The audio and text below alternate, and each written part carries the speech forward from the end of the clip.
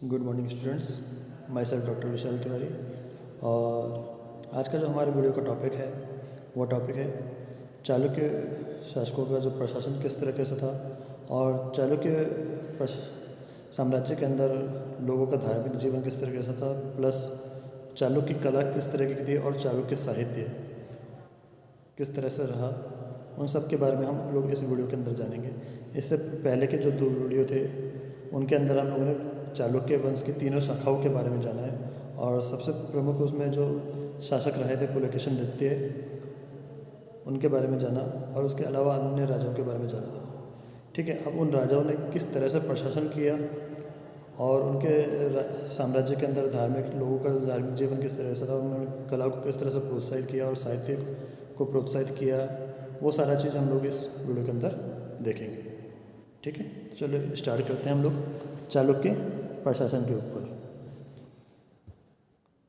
चालुक्य प्रशासन में राजा ही सबसे प्रमुख होता था।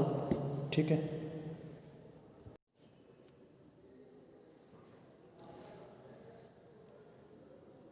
बादामी के चालुक्यों ने लगभग 200 वर्षों तक शासन किया है। ये चालुक्य ब्राह्मण धर्म के अनुयायी थे। इन्होंने अश्वमेध, वाजपेयी आदि वैदिक यज्ञों का अनुष्ठान किया था। उन्होंने धर्मशास्त्रों के अनुसार शासन संचालन किया। चालुक्य के काल में राजतंत्रात्मक शासन प्रणाली प्रचलित थी। सम्राट ही समूचे प्रशासन तंत्र का केंद्र बिंदु होता था। इस वंश के सम्राटों ने परम भट्टारक, महाराजा धीराज, परमेश्वर, सत्याश्रय, श्री वल्लभ, श्री पृथ्वी वल्लभ जैसी उपाधियां धारण की थी। राजपद आनुवंशिक होता था। सम्राट स्वयं राज्य के विभिन्न भागों का दौरा करके समस्याओं से परिचित होता था तथा उनके निवारण में व्यक्तिगत रुचि लेता था। सामान्यतः सम्राट के बाद उसका ज्येष्ठ पुत्र राज सिंहासन का उत्तराधिकारी होता था, लेकिन अल्पायु के कारण शासक का भाई भी शासन संभाल सकता था। मंत्री परिषद का कोई उल्लेख नहीं मिलता, लेकिन शासन में उच्च पदों पर सामान्यतः राज परिवार के लोग ही नियुक्त किए जाते थे। लेखों में महासिंधि विग्रह, विषयपति, ग्रामकूट, मैत्राधिकारिण आदि केंद्रीय पदाधिकारियों का उल्लेख मिलता है। चालुक्यों ने अपने जीते हुए प्रदेशों पर सामंतों को शासन करने का अधिकार प्रदान किया था। आलुप, सिंध, सैंद्रक, बान, गंग, तेलुगु, चोड़ आदि चालुक्यों के सामंत थे। ये सामंत समय समय पर सम्राट को कर प्रदान करते थे तथा युद्धों के समय अपनी सेना सहित सम्राट की सेवा में उपस्थित होते थे। ये सामंत अपने क्षेत्र में लगभग स्वतंत्रतापूर्वक शासन का संचालन करते थे।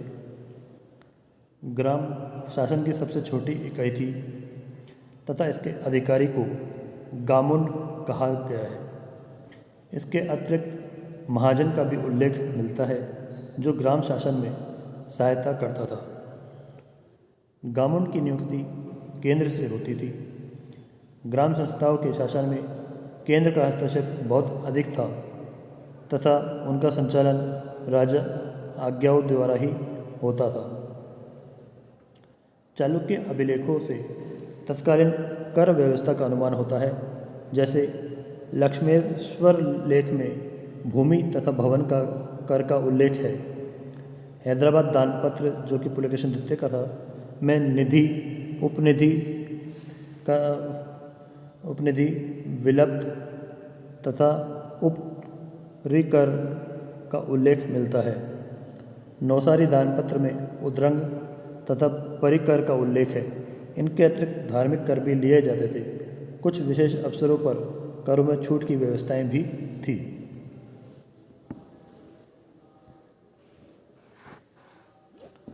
अब हम बात करते हैं चालुक्य साम्राज्य के अंदर लोगों का धार्मिक जीवन किस तरह से था, उसके ऊपर। चालुक्य वंशी शासक ब्राह्मण धर्मानुयायी थे तथा उनके कुल देवता विष्णु थे। इसके अतिरिक्त वे शिव की भी पूजा करते थे। वराह उनका पारिवारिक प्रतीक था। इनके अधिकांश लेख विष्णु के वराह अवतार की स्तुति से प्रारंभ होते हैं। शेष शाही विष्णु तथा नरसिंह रूपों का कलाकृतियों में अंकन प्राप्त होता है। कुछ शासकों ने परम भागवत की उपाधि भी ग्रहण की थी। विष्णु एवं शिव के साथ साथ अन्य पौराणिक देवी देवताओं की पूजा भी की जाती थी। ब्राह्मणों को दान दक्षिणा दी जाती थी। चालुक्य शासक यद्यपि ब्राह्मण धर्म के अनुयायी थे, लेकिन उनकी धार्मिक व्यवस्थाएं धर्म सहिष्णुता के अनुसार थी। उनकी धार्मिक सहिष्णुता की नीति के कारण ही दक्षिणी भारत में जैन एवं बौद्ध धर्म का प्रचार प्रसार संभव हो सका। चालुक्य शासकों ने कई जैन विद्वानों को दान दिया। ऐहोल अभिलेख का रचयिता रवि कीर्ति जैन था, जिसे चालुक्य सम्राट पुलकेशिन द्वितीय का संरक्षण प्राप्त था। उसने जिनेंद्र का मंदिर बनवाया था, जिसे मेगुती मंदिर भी कहा जाता है। बादामी एवं ऐहोल गुफाओं में जैन तीर्थंकरों की मूर्तियां प्राप्त होती हैं। ब्राह्मण तथा जैन धर्मों की अपेक्षा बौद्ध धर्म की हीन अवस्था थी, फिर भी चालुक्य शासन काल में अनेक बौद्ध मठ एवं विहार स्थित थे, जिनमें हीनयानी तथा महायानी भिक्षु निवास करते थे। चीनी यात्री हेनसांग ने बादामी में 5 बौद्ध स्तूप देखे थे। मठों में उसने हजारों भिक्षुओं के निवास करने का भी उल्लेख किया है। तो इस तरह से ये चालुक्य साम्राज्य का धार्मिक जीवन रहा था। अब बात करते हैं हम लोग चालुक्य कला की।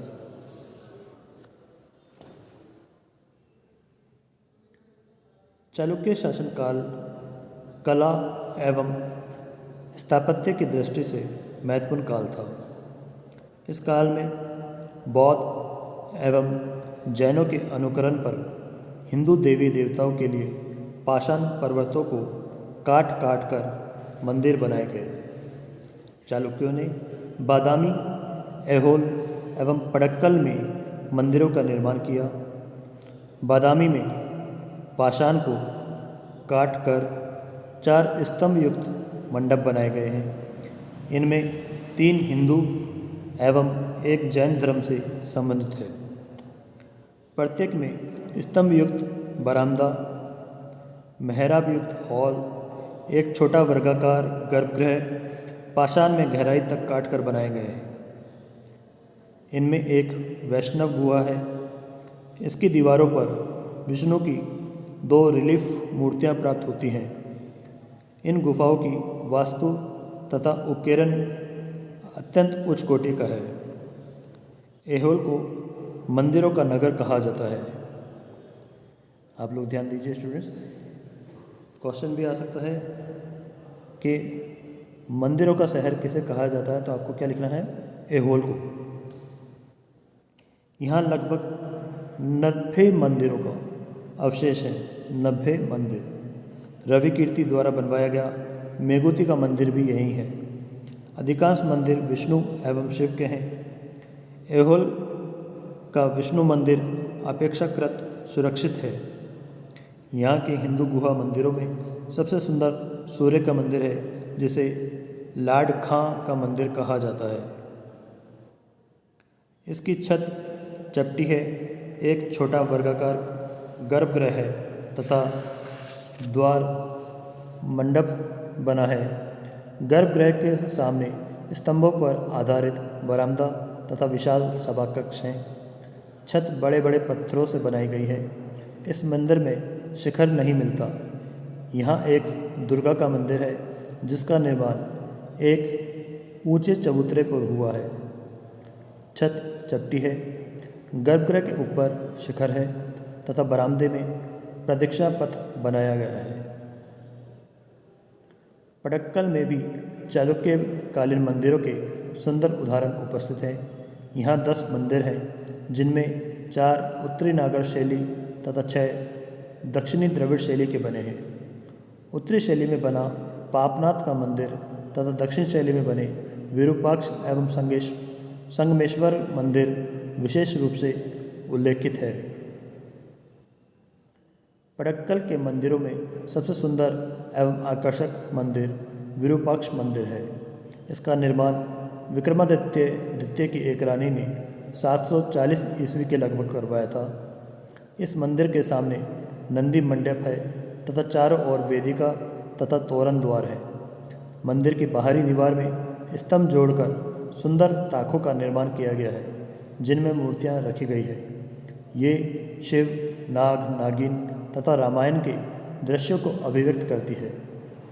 इस मंदिर के विषय में पर्सी ब्राउन ने लिखा है, विरूपाक्ष मंदिर प्राचीन काल की उन दुर्लभ इमारतों में से एक है जिनमें उन मनुष्यों की भावना अब भी टिकी हुई है जिन्होंने इसकी कल्पना की तथा अपने हाथों से इसे निर्मित किया।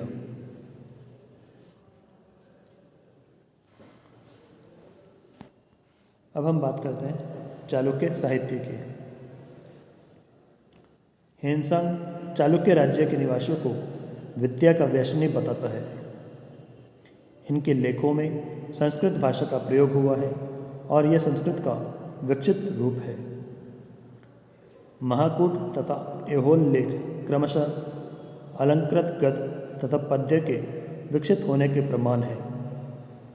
महाकूट के गद्य की तुलना बाणभट्ट के गद्य से की जा सकती है। इसी प्रकार ऐहोल के अभिलेख का रचयिता रवि कीर्ति कालिदास और भारवी की बराबरी का दावा करता है। पुलकेशिन द्वितीय के सामंत गंगराज दुर्विनीत ने शब्दावतार नामक ग्रंथ की रचना की। विद्वान उदयदेव ने जैनेन्द्र व्याकरण ग्रंथ लिखा। सोमदेव सूरी ने यशा स्थित कलचंपू तथा नीति वाक्यामृत नामक ग्रंथों की रचना की।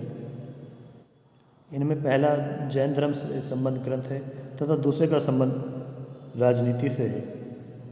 विजयादित्य के एक अभिलेख से ज्ञात होता है कि चालुक्यों की राजधानी बादामी में 14 विद्याओं में पारंगत हजारों ब्राह्मण निवास करते थे। कल्याण राज विक्रमादित्य षष्ठ के द्वितीय पुत्र सोमेश्वर तृतीय ने अभिलेषार्थ चिंतामणि नामक एक विश्वकोशात्मक ग्रंथ लिखा जो मानोल्लास के नाम से विख्यात है। इसमें राजतंत्र से लेकर ज्योतिष, तर्कशास्त्र, काव्यशास्त्र, काव्य, संगीत, आयुर्वेद, वास्तुकला और चित्रकला आदि अनेक विषयों का विवरण उपलब्ध होता है।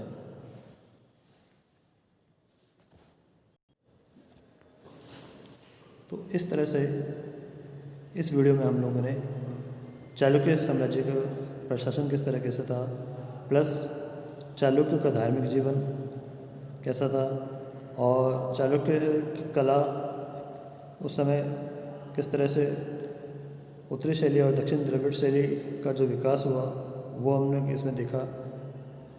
उस समय का बना हुआ विरूपाक्ष मंदिर आज भी मौजूद है जो कि काफ़ी प्रसिद्ध है, काफ़ी सुंदर है।